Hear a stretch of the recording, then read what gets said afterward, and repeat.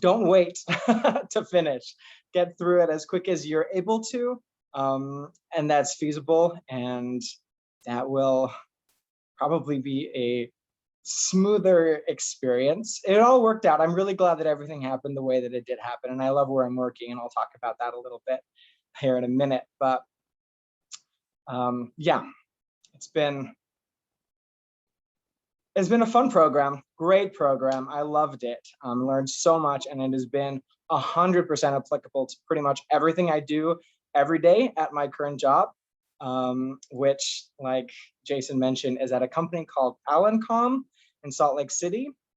And basically what we do, we create mostly e-learnings. We do create some like in-person trainings or virtual instructor-led trainings as well, in conjunction with e-learning modules and things, but we work mainly with large corporations. So a lot of Fortune 500 businesses, a lot of banks, a lot of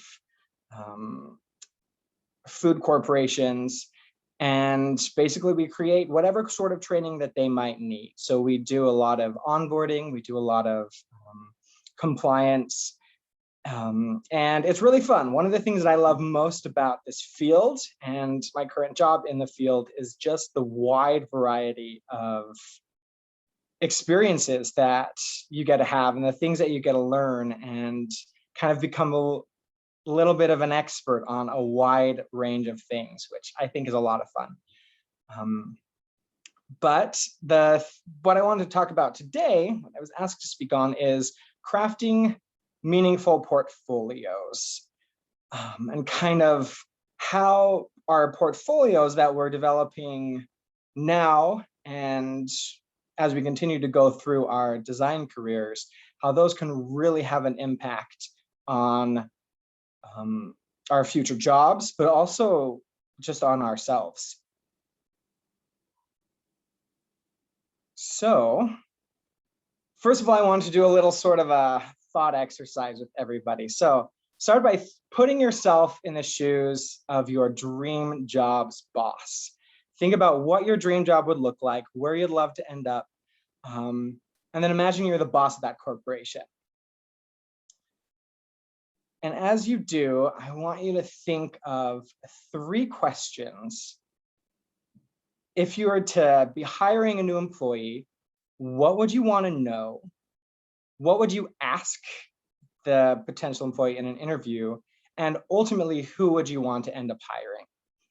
So you can think about that for a minute, but I want to hear your responses. So as you're ready, feel free to share. I'd love to hear and kind of start a discussion on this.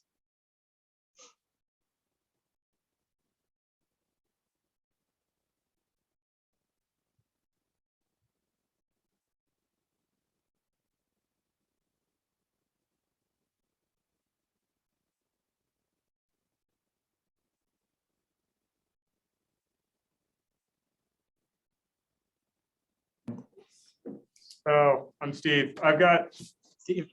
a couple answers. So I want to teach. And so I was thinking of a university, like the department chair or the people there. And they're thinking like, what's your teaching experience?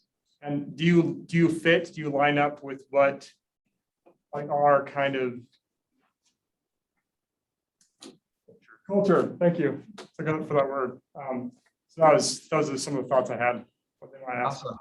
I love that, fitting in with the culture. Would you be a good fit for the company and the existing workplace? Love that.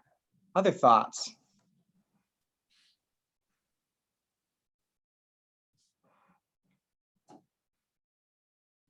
How about, do they have the skills for the job? How good of communicators are they? Do they work well in a team? Yeah.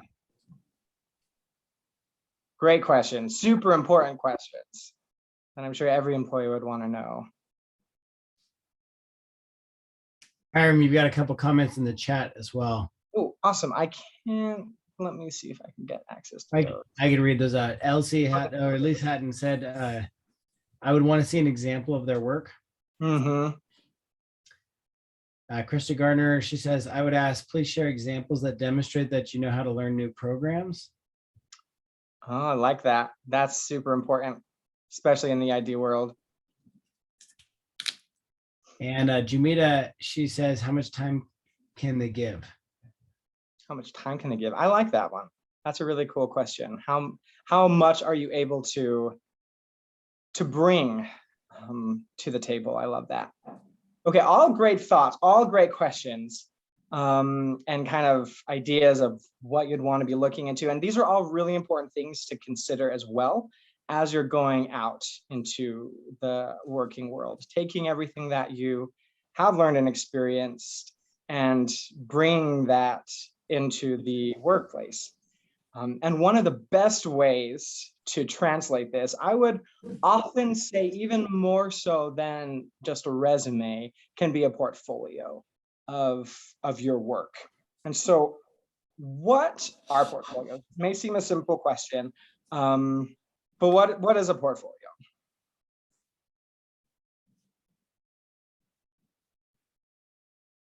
It's a collection of the best work that you've done. Mm-hmm. I love that. Especially that caveat of the best work. What is, so kind of let's build off of that for a second. What does your best work look like? Hopefully great.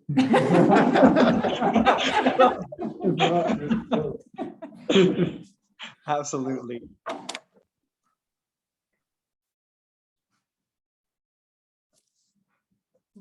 Awesome. Okay, so let's dive into a little bit more onto really what are these portfolios. So of course, your best work. That's kind of the definition. It's a collection of your best work. But some other things to keep in mind, it can be sort of a personal debrief on your projects. It's not necessarily just, here's what I've done, take a look through it. It's a way for you, as you're creating your portfolio, to kind of reflect and think about what went well, what didn't go so well, what you learned from the project, what you could take from the project and apply to later projects. Really a place for you to, like it says up there, debrief on your projects. And of course, every design is going to be different. And so the way that you present doesn't necessarily have to be the same for each project. Some projects you may decide to present in one specific way, and maybe you bring out certain points about that project, but another project may warrant an entirely different sort of explanation. Some you might be able to actually provide a link to the course or whatever the design is that you created.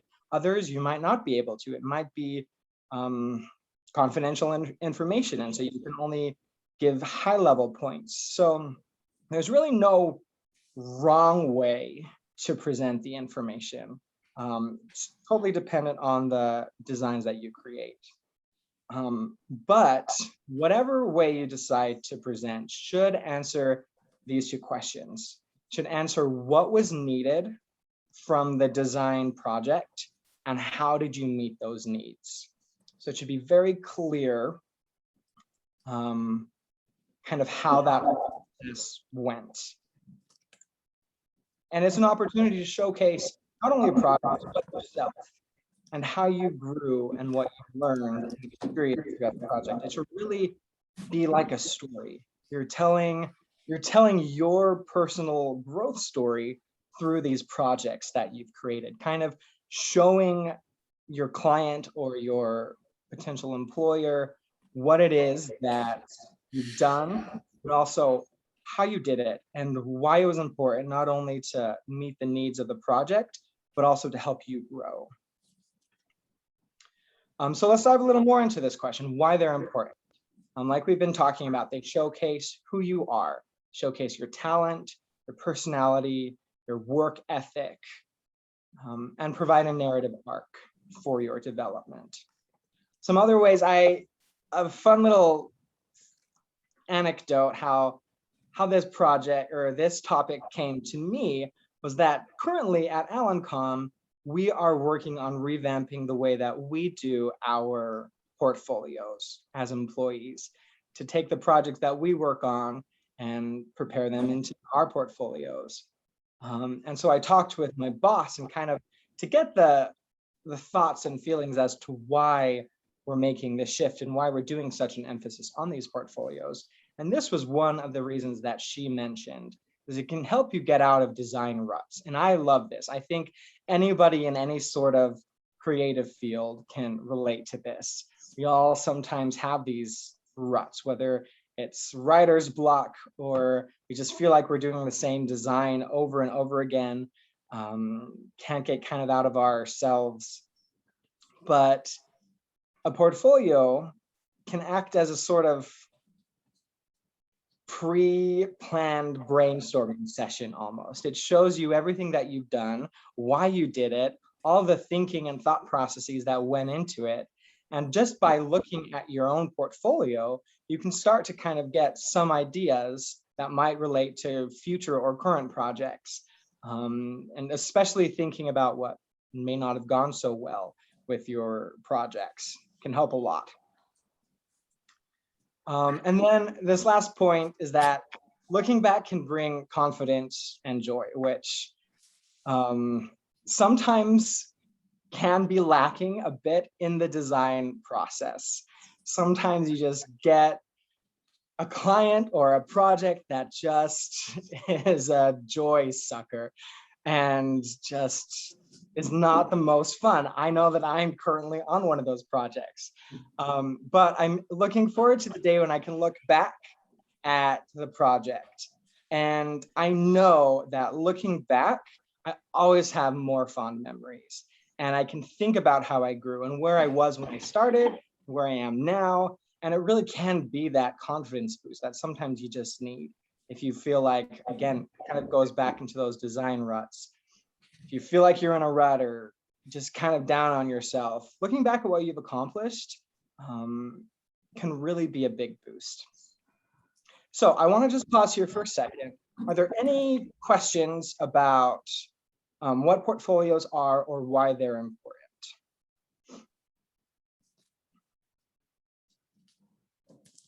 Hyram. Yeah. I'm curious how within Alencom themselves, they plan on or you have used them. Absolutely.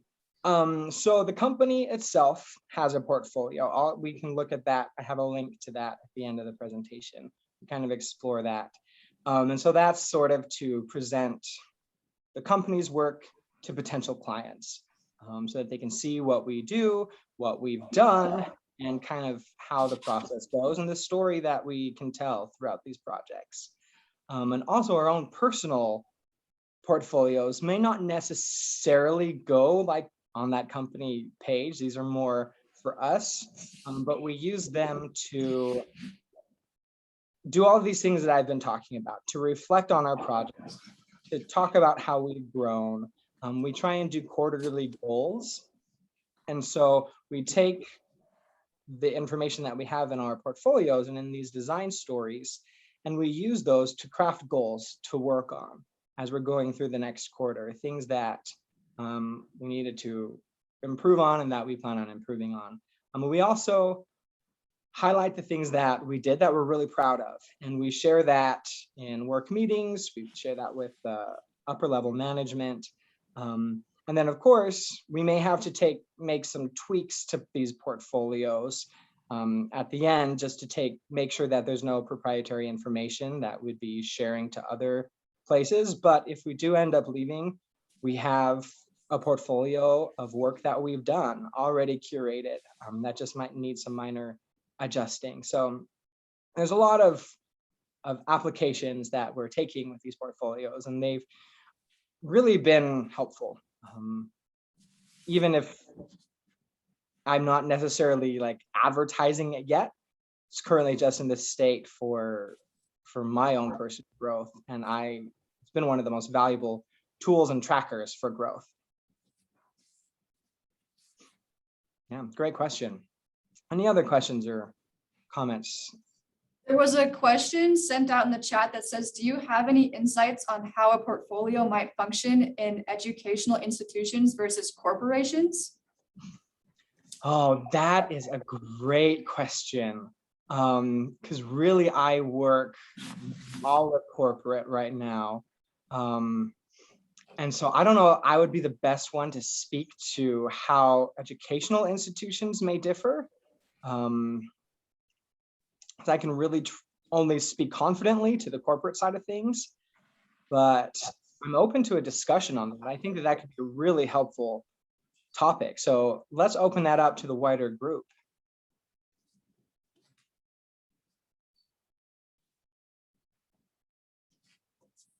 Well, I was just gonna say, faculty have to put together a portfolio when they go up for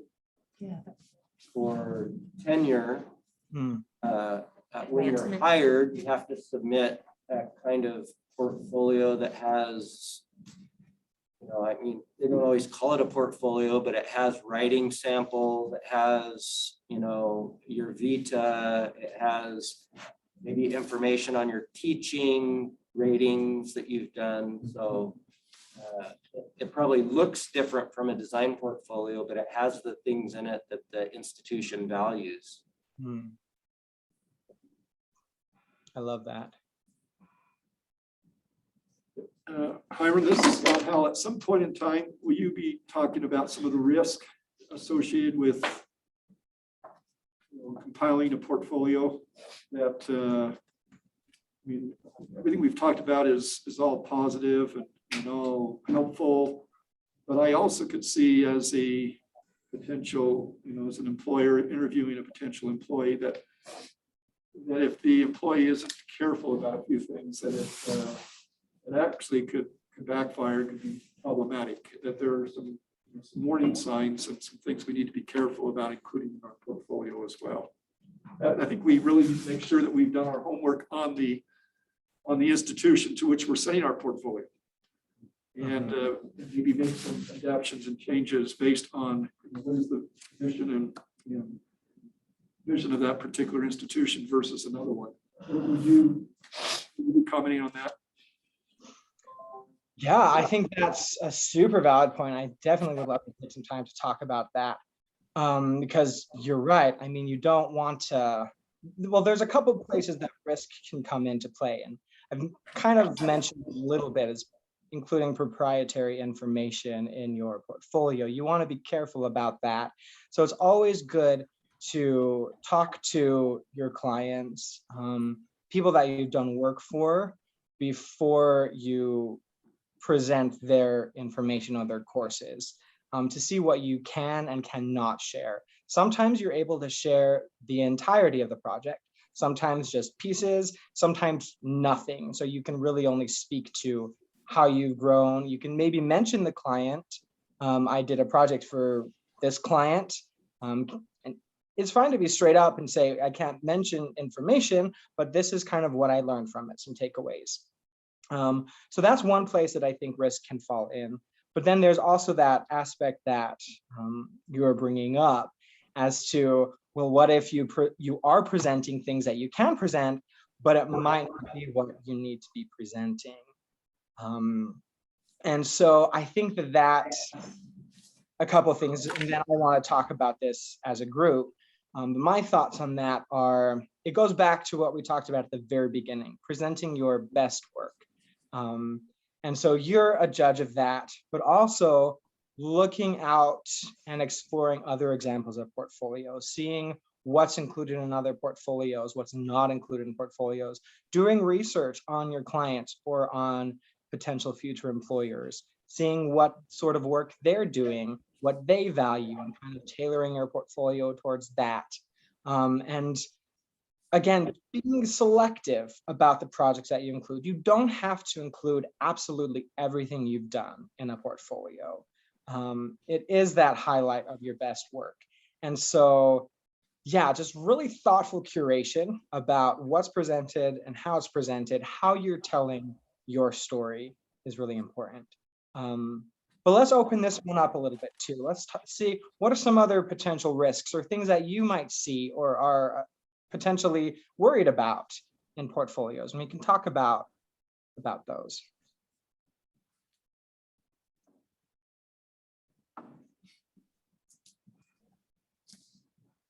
Hyram. So one of the things that I've noticed in, obviously, as Charles mentioned, different portfolios for different experiences, right? So I put together a portfolio to get into graduate school, and then a portfolio as I was leaving graduate school to get hired, portfolio at different stages of my career. I look at my father and my son are both photographers, right? And my father, it was kind of a hobby, but he took it up professionally after he retired early, or was forced to retire early for medical reasons. And one of the things that I learned from my father in seeing how he would put together his portfolio that I then advised my son to be careful of is my dad would want to put, photographers take with digital stuff, right? 1,000 pictures, right, of a situation. He would put bunches, a picture of a bunch of things, right, of the same thing in a lot of different viewpoints into the portfolio. But the problem is, at a certain point, it tires people out, right? And so I think often one of the things that I learned is, in terms of a photographer, right, you want people to think, you don't want people to think this guy can take good pictures. You want them to think this guy can't take a bad picture. When you're telling that story, right? When you put in 50 pictures, they start looking at that and thinking, oh, well, there's some good ones in here, as opposed to, wow, everything is good, right? And I'm not trying to say you're trying to fool people, but because it is, people do understand in portfolio, you're trying to put forward your best foot. Part of it is other people then also understand your ability to judge the quality of your own work as well. So if you're saying this is my best work, but you've included 3 or 4 times the amount of work that you need in there, people will understand you're not very discerning. You don't know how to evaluate the quality of your best work either, right? Yeah. There's some good things. They can do good things, right?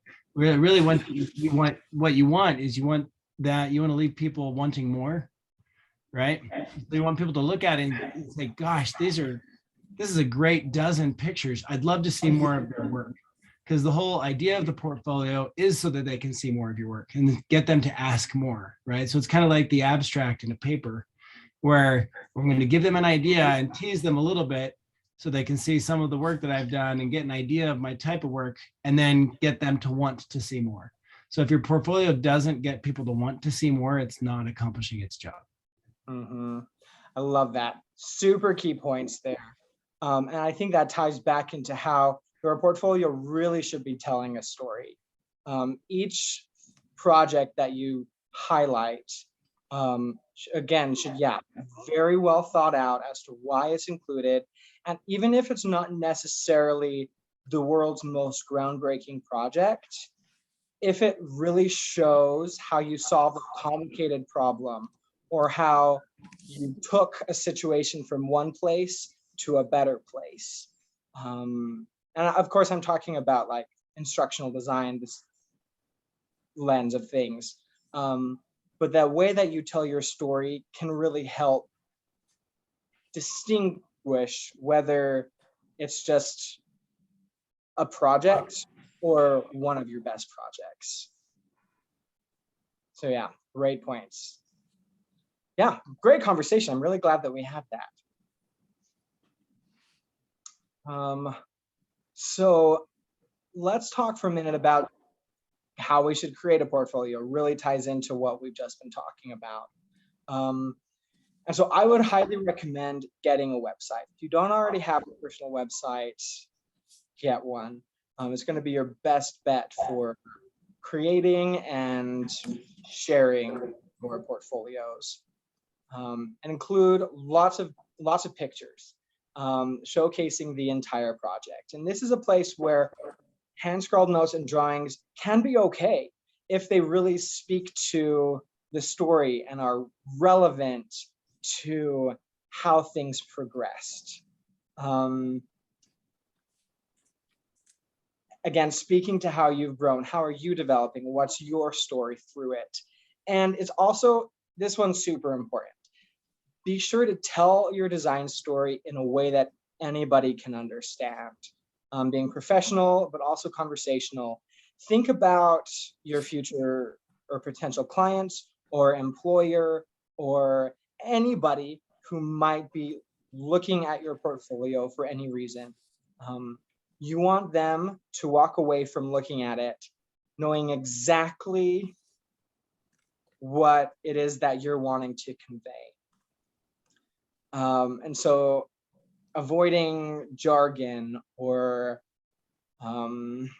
getting too complex into certain theories or other design processes that you may be drawing from, and paring it down to the most basic pieces that you need to tell your story, so that anybody can understand. So are there any other questions on how to create a portfolio, or any of these points that we've covered, or other things that we haven't covered? There was a question that came in earlier that asks about how long the portfolio should be. Like, if you want to include enough, but not so much that it isn't really looked at. So Yeah, great question. I think this is again going to depend somewhat on what you are what field you're trying to get into. I would recommend at least, like starting out, at least like 5-ish projects. We'll take a look at some example portfolios and we can see it can include more. I wouldn't recommend too many less, because you want to showcase a variety of different projects, so that you can really be showcasing your whole skill set. So great question. Any other questions? I got a question if I can. So I've got a portfolio and I've used it for a while and thrown it at a lot of different people over the past couple of years. And I've tracked the analytics on it. And I'm nobody special by any means, but the average time that someone spends on my portfolio is like 1 minute and 43 seconds. And so, I can track that and you can see different pages people view and whatever. And my question is, if people are going to spend so little time looking at a portfolio, which I think is not unreasonable to assume, how do you represent things that are not visual in nature in a way that they can consume them in a matter of seconds? You know, if they're going to spend 30 seconds on your page, they probably aren't going to read paragraphs on paragraphs of you describing your methodologies. And I find that instructional design can sometimes be visual in nature. But a lot of times the things that we're trying to talk about aren't really visual. So I just wanted to ask that. Yeah, I think that's a great question. And this goes to, I would say, the age-old debate of quality versus quantity. And I would argue that quality in this instance is much greater than quantity, of both amount of projects and also information contained on those projects. And so whether you have images or not, or if it's just like a bulleted list, it's got to be presented in a way that is kind of what Peter was saying, how it's in a way that will grab their attention and make them want more. And so, I mean, a lot of like marketing may go into this. You can look at kind of slogans or kind of ways to present an idea or a thought in a quick, punchy little package. If you've got just like 1 or 2 images to accompany it, or if it's just your words, present it in a way that is so clear and so informative. I don't know if that's quite the right word, but it's presented in a way that it's taken down to the barest essence of what drove the project and what you got out of it and what you brought to the table. Does that make sense? Does that help at all? Thank you. And you can also consider figures, diagrams, tables. That way to condense text into. Mhm. Like Yeah. an infographic. Or even like hard data can be helpful if you have data as to like if it's an instructional design project and you have data on how the learners improved and what impact the course or the design made, that's super helpful. I also would say, don't stress too much about the average time spent on your portfolio. If there's nobody spending longer time, I'd be worried about it, but the average doesn't tell you, like, the average amount of time spent looking at a resume that's put in is probably 10 seconds. You know what I mean? So the idea is you want to be able to get a few people that are captivated and come in and spend more time. But I wouldn't just look at the average time because you don't know who's looking. You know, like there's a lot of people that are just kind of, there may be people like you that are looking just to get a sense for what portfolios look like, you know. That's helpful. Hyram, I liked what you said too about a bulleted list. I know if I was the employer looking at a portfolio, I'd like a quick advanced organizer. I'd like a quick, table of contents, maybe a little bit of a very brief but helpful annotated bibliography, and the opportunity for me just to drill down, if something catches my eye. And we all know that they're always going to look at whatever is first. So we've got to be very careful about what's first on our list, and then to have really a good survey of what else is in there that's quickly and readily accessible. You agree? Yeah, I do agree. I think a lot of the principles of learning that we talk about in instructional design, especially in this program, really apply to putting together portfolios. Things like microlearning, even various taxonomies and things like that. They can all apply to things like portfolios because that's essentially what it is. It's a mini course about yourself, what you offer and how you've grown and your skill sets and what you can do. I think that treating it like that can be really helpful and beneficial. Awesome. So in the last few minutes, when should you start? Cover this now. I mean, be working on your portfolios now. A lot of these projects that you're doing in the program are going to probably be the projects in your portfolios. At least it was for me. And there's absolutely nothing wrong with that. You don't necessarily have to be paid for a project for it to make it into your portfolio. It can be any sort of project that you're working on that shows value as to who you are as a designer. So yeah, be building it as soon as you start designing.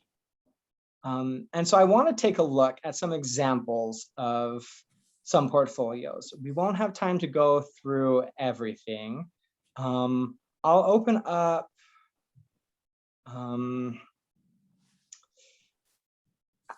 my company's first, Alan.com, their portfolio. Let me go ahead and bring that page over.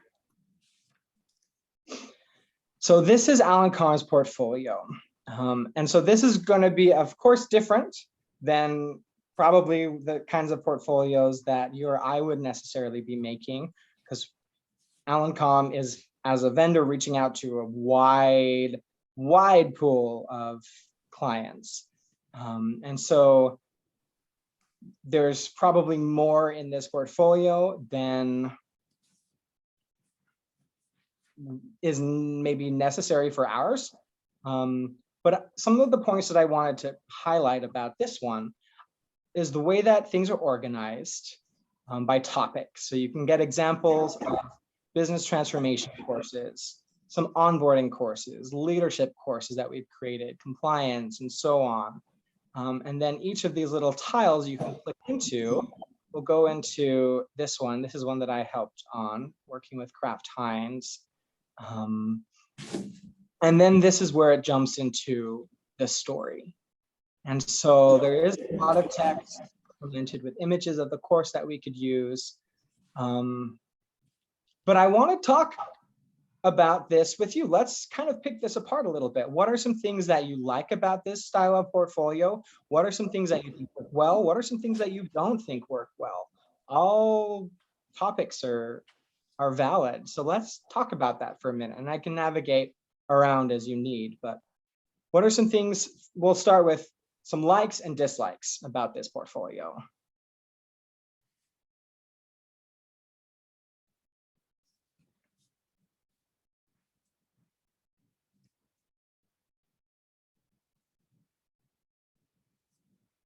I think that text that you have there in the yellow section, I think the text's too long. I will not read that.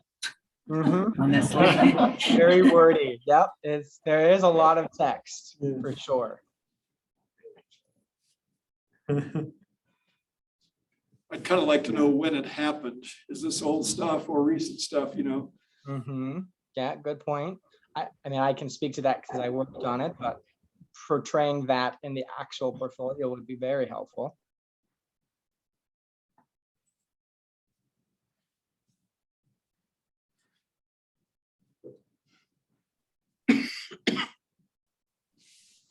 I know one thing that I will call out that I think is really valuable. You won't always have it, but when you do have it, it should definitely be included.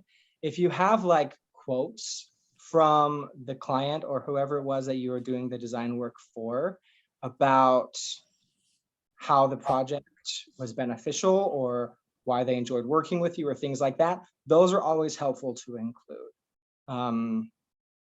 So that's one thing that I would recommend, and that can be, again, should be brief, but I feel like if it's some sort of quote, you have a little more leeway to get away with maybe it being somewhat longer. It doesn't have to necessarily be like a bulleted point, because the fact that it's a quote automatically brings some interest with it.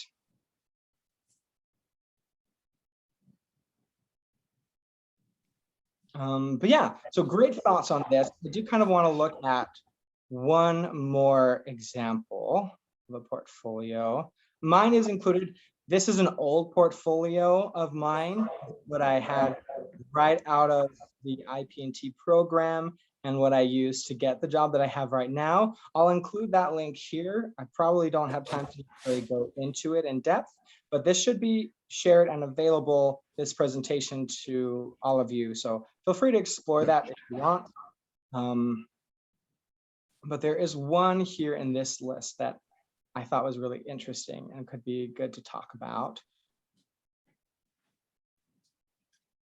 So this website I found, and it just gives a whole bunch of links to a variety of different portfolios. So this is, I think, a great tip for as you're preparing your portfolios, go out and do some research, explore what is already out there, good examples of portfolios, bad examples of portfolios. That can be really, really helpful. And so the one that I wanted to look at, this is the one I thought was kind of interesting. Might take a second to load up. Love it.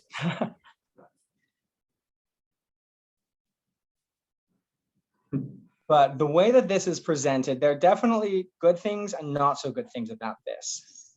I don't know much about this business, but I like how it feels almost like it reminded me at first glance of like a world selection screen in a video game.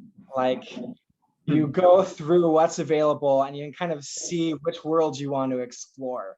And then clicking on into that, that's when you get the information. Lots of pictures, lots of, not much text at all.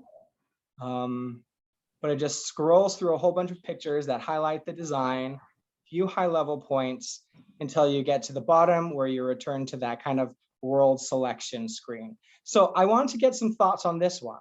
What are some things that you like, maybe don't like so much about this style of presentation? Some takeaways here.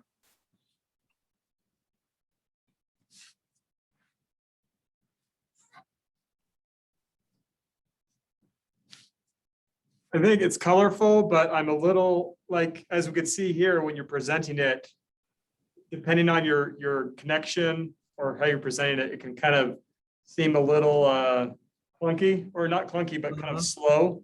Oh, yep.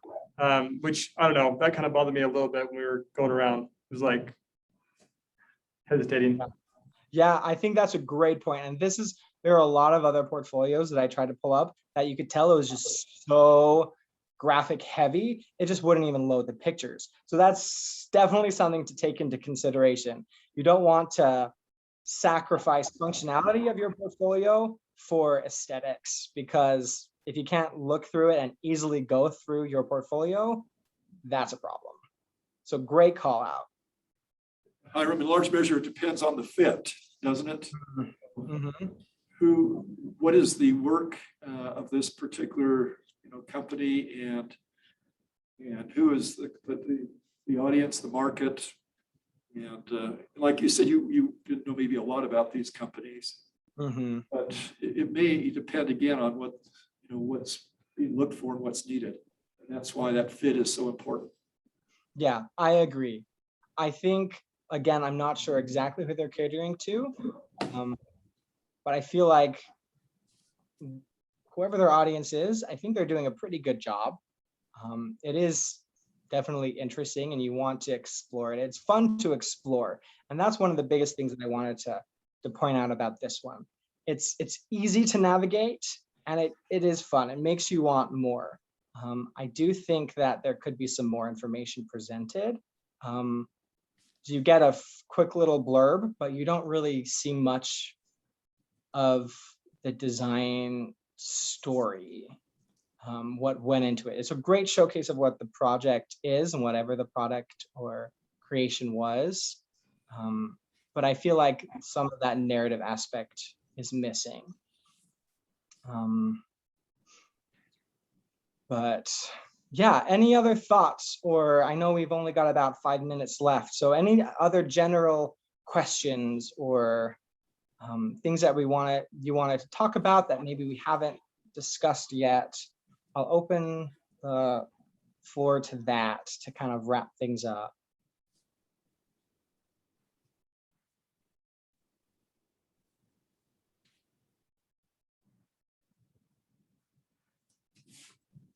Hyram, Mhm.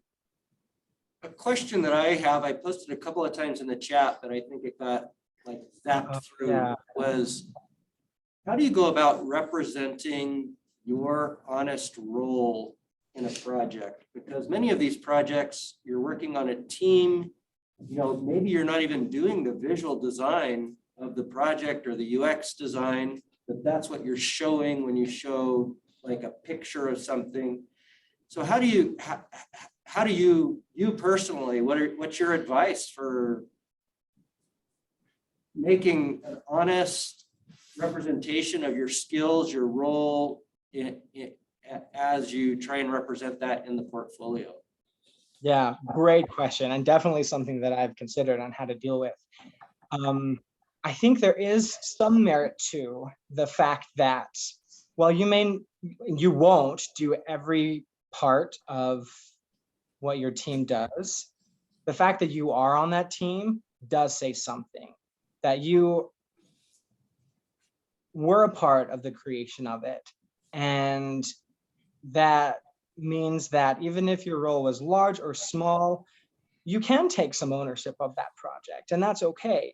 But speaking to exactly what you've done, there's always something, even if you didn't have anything to do with the design, you can still showcase the design and talk about what you might have done.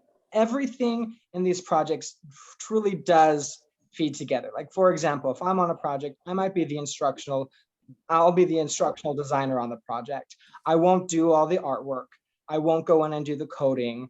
I will work with like a performance consultant who does a lot of initial interactions with the client to build the high-level instructional framework. And that's when I come in. I kind of work with that performance consultant to flesh that out fully. I create outlines for the courses, and then I work to make sure that those kind of design blueprints that we create are actually implemented. But it all kind of feeds together. Like my role can't be accomplished without the role of the performance consultant.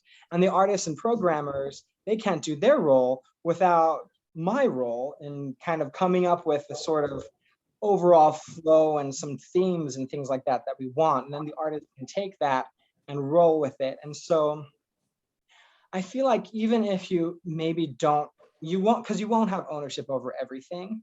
I feel like you can often speak to more than you might at first thought give yourself credit for. And that's kind of the nature of any sort of team project, that it all kind of connects in one way or another.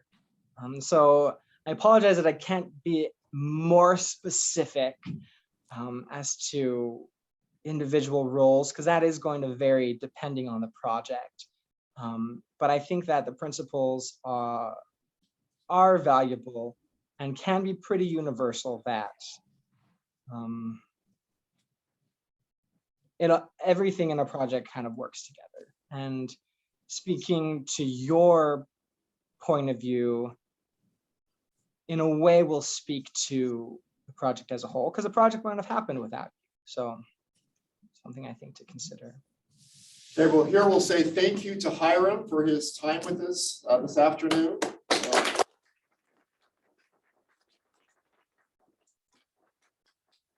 You represent our program well. We're so glad to have you with us. We'll be back again for seminar next week. We'll end now. Those attending on Zoom, if you're close to campus, come get some soup, and all of us in the room, we can go get some soup as well. Thanks so much. Thanks, everyone. Thanks, Hyram.